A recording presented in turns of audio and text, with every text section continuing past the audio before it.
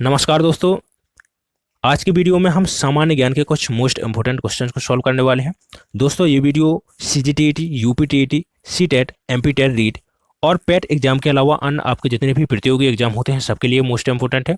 तो दोस्तों इस वीडियो में हमने जितने भी प्रश्न लिए हैं वो सभी प्रश्न सिलेक्टेड और आपके सिलेबस पे आधारित हैं। तो एक एक प्रश्न आपके एग्जाम के लिए मोस्ट इंपॉर्टेंट है। तो दोस्तों वीडियो को आपको बिना स्किप किए हुए और लास्ट तक जरूर देखना है और कमेंट कर दीजिएगा कि आपके द्वारा कितने प्रश्न सही किए गए हैं। तो दोस्तों बिना देरी किए हुए चलते हैं सबसे पहले प्रश्न की ओर। सबसे पहला प्रश्न है कि भारत का सबसे लंबा बांध कौन सा है। ऑप्शन है भाखड़ा बांध, इंदिरा सागर बांध, हीराकुंड बांध या फिर नागार्जुन सागर बांध। आपको बताना है कि भारत का सबसे लंबा बांध कौन सा है। तो ऑप्शन सी आपका सही उत्तर हो जाएगा कि भारत का सबसे लंबा बांध कौन सा है, हीराकुंड बांध है, जो उड़ीसा राज्य में कहां पर है, उड़ीसा राज्य में है, जो उड़ीसा राज्य में महानदी पर स्थित है। कहां पर, उड़ीसा राज्य में महानदी पर स्थित है। इसके बाद यदि आपके एग्जाम में प्रश्न बनता है कि भारत का सबसे बड़ा गुरुत्वीय बांध कौन सा है, तो भारत का सबसे बड़ा गुरुत्वीय बांध कौन सा है, भाखड़ा नांगल बांध। भाखड़ा नांगल बांध भारत का सबसे बड़ा गुरुत्वीय बांध है जो सतलज नदी पर है। इसके अलावा इंदिरा सागर बांध की बात करते हैं तो इंदिरा सागर बांध नर्मदा नदी पर मध्य प्रदेश में है। नागार्जुन सागर बांध, यदि आपके एग्जाम में प्रश्न बनता है कि नागार्जुन सागर बांध किस नदी पर है, तो कृष्णा नदी पर नागार्जुन सागर बांध है। अब चलते हैं अगले प्रश्न की ओर।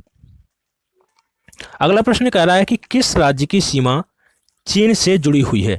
ऑप्शन है मणिपुर, नागालैंड, असम और अरुणाचल प्रदेश। तो आपको बताना है कि किस राज्य की सीमा चीन के साथ में जुड़ी हुई है। तो ऑप्शन डी आपका सही उत्तर हो जाएगा कि अरुणाचल प्रदेश की सीमा किसके साथ में, तो चीन के साथ में जुड़ी हुई है। इसके बाद नेक्स्ट प्रश्न देखते हैं। नेक्स्ट प्रश्न है भारत का सबसे लंबी सुरंग बताना है कि भारत की सबसे लंबी सुरंग कौन सी है। ऑप्शन है चेनानी नासरी सुरंग, ऑप्शन बी जवाहर सुरंग, ऑप्शन सी मलीगोड़ा सुरंग, ऑप्शन डी है कामशेट सुरंग। तो ऑप्शन ए सही उत्तर हो जाएगा कि भारत की सबसे लंबी सुरंग कौन सी है, चेनानी नासरी सुरंग है। तो देखिए चेनानी नासरी से एक मोस्ट इंपोर्टेंट पॉइंट बनता है यहाँ पर कि श्यामा प्रसाद मुखर्जी किस सुरंग का नया नाम रखा गया है। तो देखिए श्यामा प्रसाद मुखर्जी किसका, चेनानी नासरी सुरंग का नया नाम रख दिया गया है। आपको ये याद रखना है कि श्यामा प्रसाद मुखर्जी किस सुरंग का नाम रख दिया गया है। तो नया नाम है किसका, चेनानी नासरी सुरंग का। इसके अलावा जवाहर सुरंग की बात करते हैं तो जवाहर सुरंग किसमें, बनिहाल दर्रे में। कहां पर, बनिहाल दर्रे में, जो जम्मू कश्मीर में है। वहां पर कौन सी सुरंग है, जवाहर सुरंग है। इसके बाद नेक्स्ट प्रश्न है कि अजंता की गुफाएं कहाँ स्थित हैं। ऑप्शन है उड़ीसा, मध्य प्रदेश, महाराष्ट्र और केरल। अजंता की गुफाएं पूछा है तो ऑप्शन सी सही उत्तर हो जाएगा कि अजंता और एलोरा की गुफाएं कहां पर है। अजंता और एलोरा, अजंता और एलोरा की गुफाएं कहां पर है, तो महाराष्ट्र में, महाराष्ट्र के औरंगाबाद शहर में है। याद रखना है आपको कि कहां पर है, अजंता की गुफाएं और एलोरा की गुफाएं महाराष्ट्र के औरंगाबाद शहर में है। इसके बाद नेक्स्ट प्रश्न है, कह रहा है कि चार मीनार कहाँ स्थित है। ऑप्शन है दिल्ली, हैदराबाद, औरंगाबाद, ऑप्शन डी है आगरा। तो ऑप्शन बी सही उत्तर हो जाएगा कि चार मीनार कहाँ पर है, हैदराबाद सही उत्तर हो जाएगा। इसके बाद अगला प्रश्न देखते हैं, भारत में किस राज्य को चावल का कटोरा कहा जाता है। Option A Tamil Nadu, option B Andhra Pradesh, option C Karnataka, option D Kerala.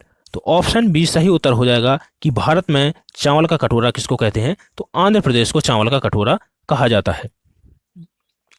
इसके बाद यदि आपके एग्जाम में प्रश्न बनता है कि मसालों के लिए सबसे ज्यादा प्रसिद्ध कौन सा राज्य है, तो केरल मसालों के लिए सबसे ज्यादा प्रसिद्ध है।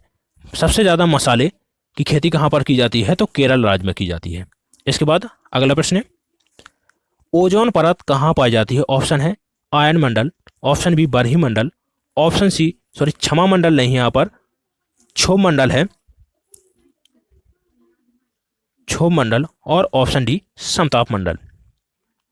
तो ओजोन परत कहां पर पाई जाती है, तो ऑप्शन डी सही उत्तर हो जाएगा, समताप मंडल में ओजोन परत पाई जाती है। यदि आपके एग्जाम में प्रश्न बनता है कि मौसम संबंधी घटनाएं किस मंडल में घटित होती हैं, जो बारिश होती है, तूफान, आंधी किस मंडल में घटित होते हैं, तो ऑप्शन सी सही उत्तर हो जाएगी कि क्षोभ मंडल में मौसम संबंधी घटनाएं घटित होती हैं।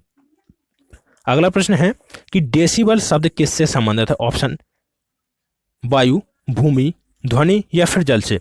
तो ऑप्शन सी सही आंसर हो जाएगा कि डेसिबल, जिसको ध्वनि मापने की इकाई कौन सी है? तो डेसिबल को ध्वनि मापने की इकाई कहा जाता है। अगला प्रश्न है, सांत घाटी किस राज्य में स्थित है? Option Assam, option B Kerala, option C Arunachal Pradesh, option D Tamil Nadu. तो ऑप्शन बी सही उत्तर हो जाएगा कि सांत घाटी किस राज्य में है? तो सांत घाटी केरल राज्य में है। इसके अलावा यहाँ से एक मोस्ट इंपोर्टेंट प्रश्न बनता है कि सांत घाटी राष्ट्रीय उद्यान कहाँ पर है? तो सांत घाटी राष्ट्रीय उद्यान कहाँ पर है?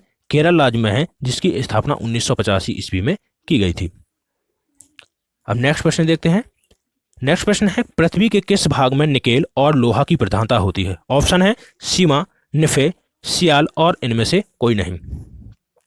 तो ऑप्शन बी सही उत्तर हो जाएगा कि किस भाग में निकेल और लोहा की प्रधानता होती है?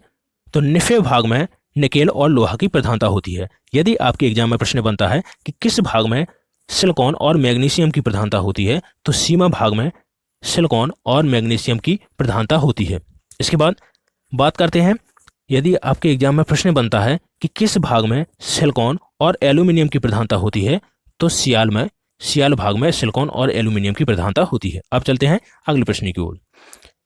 नेक्स्ट प्रश्न है, देशांतरों की संख्या कितनी है? ऑप्शन है 60, 360, 180 और 90।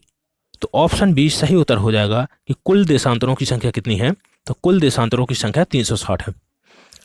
इसके अलावा देखिए, जो आपकी देशांतर रेखा है वो कैसी ऊर्ध्वाधर रेखाएं, कैसी रेखाएं होती हैं पृथ्वी के ग्लोब पर? तो इनको देशांतर रेखा कहा जाता है। यदि बात करते हैं कि अक्षांश रेखा की, तो अक्षांश रेखा कैसी क्षैतिज रेखा होती हैं, जो उनको अक्षांश रेखा कहा जाता है। जो 0 डिग्री की होती है इसको विषुवत रेखा बोलते हैं। और इसके अलावा जो दक्षिण में 23.5 डिग्री होती है इसको मकर रेखा कहते हैं। और जो उत्तर में 23.5 डिग्री पर होती है उसको कर्क रेखा के नाम से जानते हैं। और जो आपकी ग्रीनविच रेखा होते हैं, जो देशांतर मध्य की देशांतर होती है, उसको क्या बोलते हैं? ग्रीनविच रेखा के नाम से जानते हैं। तो हमारा दूसरा विकल्प सही उत्तर हो जाएगा कि देशांतरों की कुल संख्या कितनी है? 360। और यदि अक्षांश की बात करते हैं कि कुल अक्षांश रेखा कितनी होती है? तो 179 आपका सही उत्तर हो जाएगा। नेक्स्ट प्रश्न देखते हैं। अगला प्रश्न कह रहा है कि धान की खेती के लिए उत्तम मिट्टी कौन सी है? ऑप्शन है सख्त मिट्टी, ऑप्शन बी काली मिट्टी, ऑप्शन सी दोमट मिट्टी और ऑप्शन डी है लाल मिट्टी। तो ऑप्शन सी सही उत्तर हो जाएगा कि धान की खेती के लिए कौन सी मिट्टी सबसे ज़्यादा उपयुक्त है? तो दोमट मिट्टी। इसके अलावा यदि आपसे प्रश्न पूछता है कि कपास की खेती के लिए सबसे अच्छी मिट्टी कौन सी है? तो काली मिट्टी आपका सही उत्तर हो जाएगा कि कपास की खेती के लिए कौन सी मिट्टी सबसे ज़्यादा उपजाऊ होती है? तो काली मिट्टी होती है। जो कहाँ पर सबसे ज़्यादा कपास की मिट्टी का विस्तार कहाँ पर है? तो महाराष्ट्र में है। अब देखते हैं अगला प्रश्न। राष्ट्रीय विज्ञान दिवस किस दिन मनाया जाता है? वेरी इंपॉर्टेंट प्रश्न है और यहाँ से कई बार प्रश्न पूछा जा चुका है। ऑप्शन है 21 जनवरी, ऑप्शन बी 21 मार्च, ऑप्शन सी 28 फरवरी और ऑप्शन डी है 23 मार्च।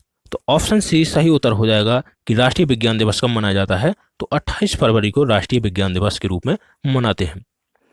अगला प्रश्न है, इंदिरा गांधी राष्ट्रीय मुक्त विश्वविद्यालय का मुख्यालय कहाँ है? ऑप्शन है नई दिल्ली, मुंबई, इलाहाबाद, कोलकाता। तो ऑप्शन ए सही उत्तर हो जाएगा कि इंदिरा गांधी राष्ट्रीय मुक्त विश्वविद्यालय कहाँ पर है? तो नई दिल्ली में है। अगला प्रश्न है, गिरनार पहाड़ियाँ कहाँ स्थित हैं? ऑप्शन है गुजरात, उड़ीसा, गोवा या फिर असम। तो गिरनार पहाड़ियाँ कहाँ पर है? ऑप्शन ए सही उत्तर हो जाएगा कि गिरनार पहाड़ियाँ कहाँ पर हैं? तो गिरनार पहाड़ियाँ गुजरात राज्य में हैं। दोस्तों, जितने भी प्रश्न हम इस वीडियो में लिए थे वो सभी प्रश्न कंप्लीट हो चुके हैं और एक एक प्रश्न आपके एग्जाम के लिए मोस्ट इंपॉर्टेंट है। यदि दोस्तों आपको वीडियो अच्छा लगा हो तो प्लीज़ चैनल को सब्सक्राइब जरूर कीजिएगा और वीडियो को ज़्यादा से ज़्यादा शेयर कर दीजिएगा। इसके बाद मिलते हैं अगले वीडियो में, तब तक के लिए धन्यवाद।